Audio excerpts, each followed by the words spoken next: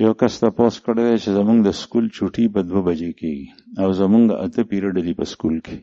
چې کله 9 پیریډ شروع شي نو یو څو استادان جمع شي او 1 بجې د ماسپښین مونځ کوي. دغه وخت کې مونږ په پیریډ کې یو. آیا زه دا پیریډ پرې خوښ شم چې مونځ وکم؟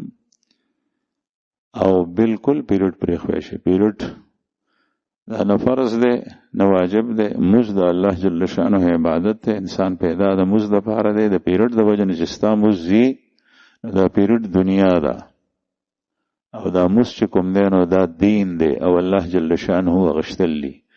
قرآن کریم کې دغه الله پاک ذکر کړي بل تؤثرون الحیات الدنیا والآخرة خیر و ابقا.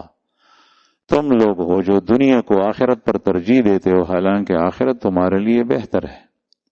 تاسو دنیا ته ترجیح ورکړئ نو پیریډ دنیا د سکول پیریډ او ته بیا مدرسې پیریډ نشي کولی. مدرسې سبق نشي ویلی چې کله د مونځ وخت شو ځکه چې دا هر څه دي د دې دپاره د الله جل شانه بندګۍ دپاره دي. نو پیریډ پرېږده او په جمع کې شریک کېږه.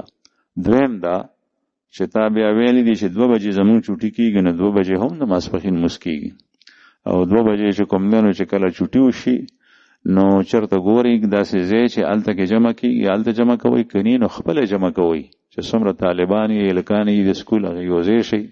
تاسو په هماغه سکول کې یا په بل ځای کې جمع وکړئ، یو امام شئ، نور ورپسې ودرېږئ.